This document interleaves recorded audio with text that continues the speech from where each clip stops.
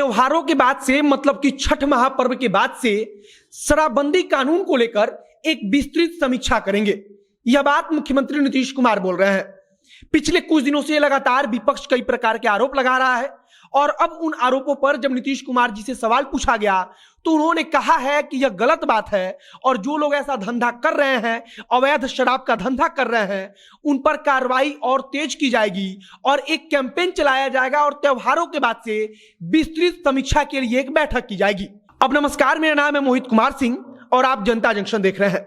मुख्यमंत्री नीतीश कुमार से जब शराबबंदी को लेकर सवाल पूछा गया तो उन्होंने कहा कि किस प्रकार से किसी भी क्षेत्र में लोग शराब बना रहे हैं और फिर उसे पीकर चले जाते हैं। चले जाने से उनका मतलब कि लोग मारे जा रहे हैं, लोग मर रहे हैं।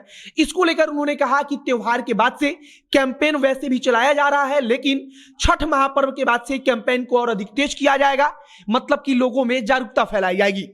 मुजफ्फरपुर में कुछ दिन पहले जब जहरीली शराब पीने के कारण लोगों की मौत हुई थी, तब हमने देखा था कि जिला प्रशासन वहां पर रथ सजाकर एक स्कॉर्पियो को रथ बनाया गया था और उस पर शराब ना पीने की अपील करते हुए कई पोस्टर लगाए गए थे और उससे एक अवेयरनेस कैंपेन चलाया जा रहा था प्रशासन के द्वारा।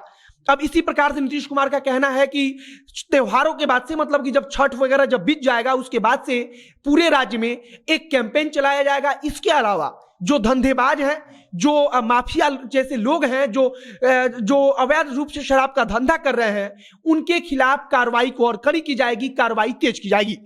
बिहार पुलिस का एक डेटा हमने आपको सुबह बताया था, जिसमें बिहार पुलिस ने खुद कहा है कि 1 लाख से ज्यादा शराब की भट्टी हमने अलग अलग चरण के पंचायत चुनावों के दौरान तोड़ा है। मतलब कि पुलिस ने उतने 1 लाख से ज्यादा शराब भट्टी को पूरे बिहार में पकड़ा है।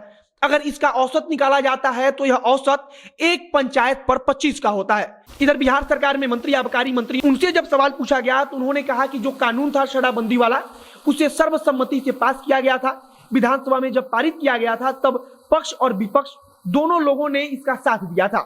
सबकी रजामंदी से यह कानून पास किया गया था और इस कानून से महिलाओं को फायदा हुआ है।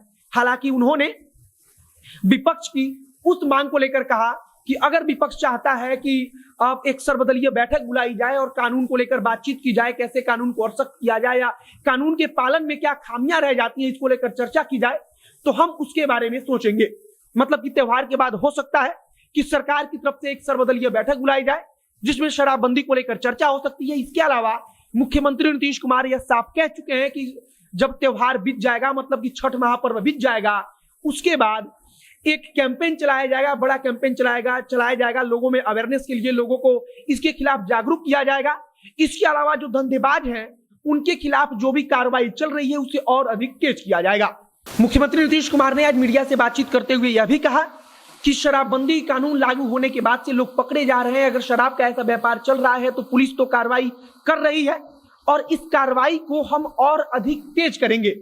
एक बड़ी बात यहां पर नीतीश कुमार जो मुख्यमंत्री हैं उनकी तरफ से कही गई है कि विस्तृत समीक्षा करेंगे। समीक्षा में उन्होंने यह कहा है कि जो धंधेबाज हैं, जो अवैध व्यापार कर रहे हैं, उनके खिलाफ कार्रवाई को और अधिक तेज की जाएगी। इधर सुनील कुमार की तरफ से कहा गया है कि महिलाओं के लिए यह फैसला काफी अच्छा था। इसके अलावा उन्होंने कहा है कि शराबबंदी कानून जब लागू हुई थी तब उसके बारे में कोई यह नहीं कह सकता है कि यह कानून कभी टूटेगा ही नहीं। अगर कानून टूट रहा है तो उसको लेकर हम बातचीत करेंगे, उसको समीक्षा करेंगे और कहाँ खामियां रह गई है उस पर चर्चा करेंगे। उन्होंने कहा है कि गोपालगंज और बेतिया के मामले में हम एक स्पेशल टीम बनाकर कार्रवाई करेंगे। जो लोग उसमें दोषी हैं उनके खिलाफ सख्त से सख्त कार्रवाई की जाएगी। फिलहाल अब तक की जो जानकारी है उसके मुताबिक गोपालगंज और बेतिया में जहां यह घटना हुई है उस क्षेत्र से संबंधित जो थानेदार हैं और चौकीदार हैं उनको सस्पेंड किया जा चुका है, उनको निलंबित किया जा चुका है और बाकी आगे की कार्रवाई के लिए जो अधिकारी हैं वे कह रहे हैं कि पोस्टमार्टम रिपोर्ट का इंतजार किया जा रहा है। यानी कि पोस्टमार्टम रिपोर्ट आएगा, उसके बाद से कार्रवाई की जाएगी और कई सारे लोगों को गिरफ्तार भी किया गया है जिनके ऊपर प्रशासन को शक है। इसके अलावा जो परिजन हैं वे लगातार बता रहे हैं कि 30 रुपया में पाउच खरीद के उन्होंने पिया था। मतलब कि नकली शराब, जो शराब वहां पर बनाई जा रही है, उसे खरीद कर उन लोगों ने पिया था।